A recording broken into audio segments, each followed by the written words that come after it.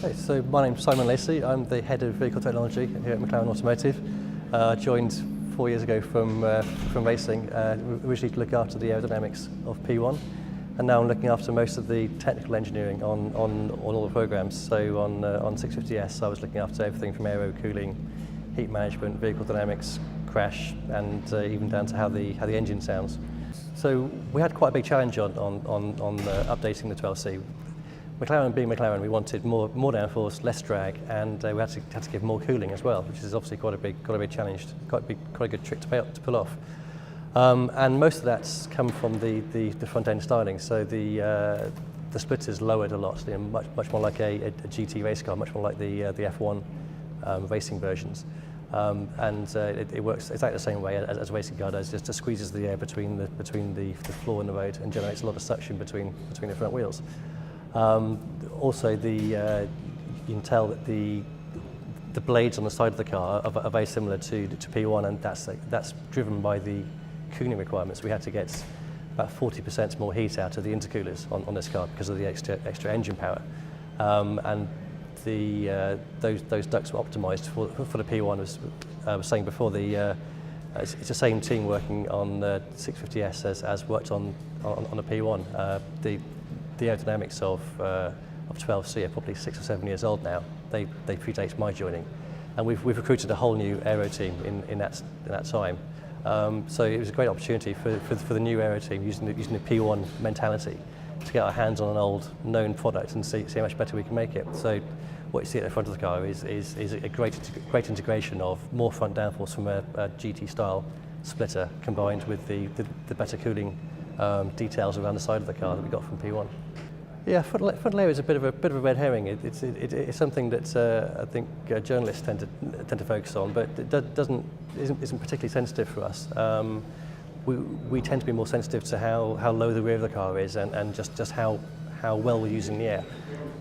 If you've got sharp corners sticking out of the car and the air is spilling off it, that's what makes the car draggy more than the frontal area. So I think the frontal area is exactly the same between 12C as it is on 650s, but the detail design we've done around the intake ducts in particular have made the car less draggy. So if you compare 12C and 650s in the same configuration, so whether the air brake is in aero mode or not aero mode, then it's definitely a 24% increase in downforce. We've checked that over and over again in CFD and in wind tunnel as we've gone through the development process. But in terms of usable downforce, when you're on the limit on a track, it's probably closer to 50 or 60%. The 12C was better balanced without aero mode, the aero balance being closer to the weight distribution. And we purposely engineered the 650s to get much more downforce on the front of the car, so that when you're in aero mode with the air brake up at 20 degrees, the car's got perfect balance then. And if you compare the 12C without aero mode and the 650s in aero mode, both at a similar balance, it's probably closer to a 50 or 60% increase in downforce. And that's what does that mean? That's giving you something like a 4 or 5% increase in grip when you get to 150 miles an hour, and that's almost like going from P0 to Corsa or from Corsa to Trofeo just from the aerodynamics of the car. The front splitter. So it's using the knowledge we've taken from P1. Apart from the intake on the centre of the car, the front end looks an awful lot like a P1, and that's because we're fighting the same problems on 650s as we were on P1. We're trying to get as much front downforce as we could, but still getting good cooling air into the car. And so it's a combination of having a low splitter as close to the ramp angle as we dared to, along with the side jowls to get best air into the charge coolers. Well, if you walk down the boulevard at MTC and look at the racing versions of F1, you can see that they all have the sort of classical race car splitter sticking out the front.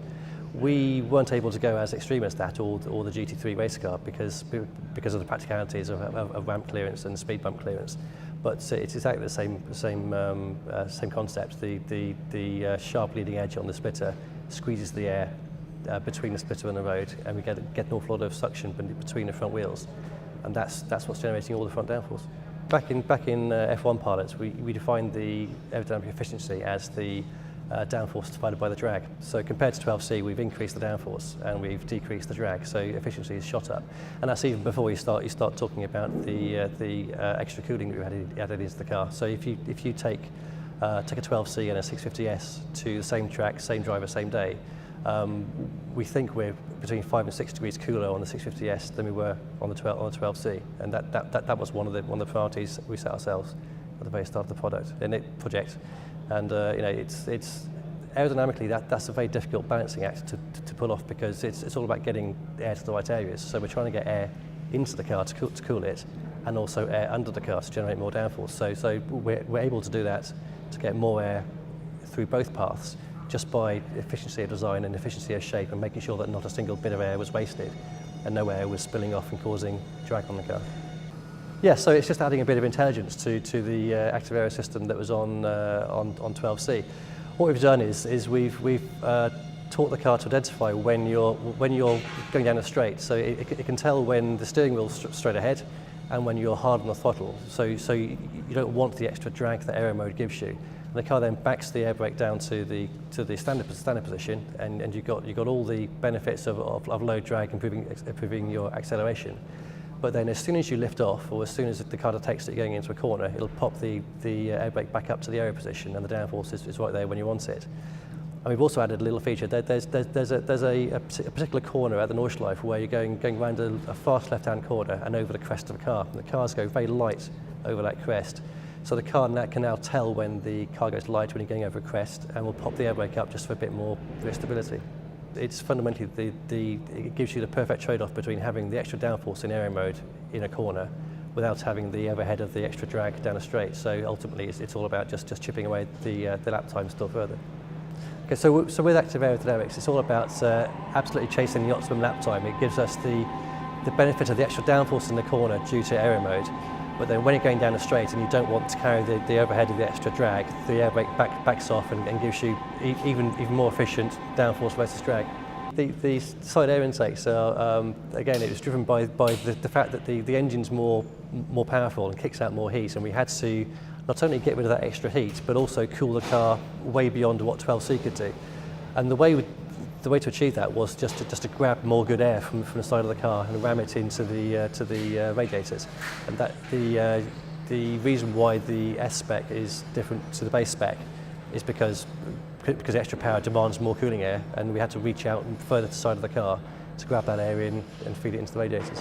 So I was saying before, one of the differences between the original 12C and the 650S is the fact that we've got a whole new team working on it. And part of that change was bringing the Formula One methodologies into the design process. So 12C was developed solely in a wind tunnel, but now on 650S we're using CFD to work closely with styling in the concept phase, and then we go and validate that in a wind tunnel, and then again on the full-size car. It's been immensely satisfying to see that the predictions that we gave in the CFD phase have borne themselves out all the way through the wind tunnel testing and then onto the track performance.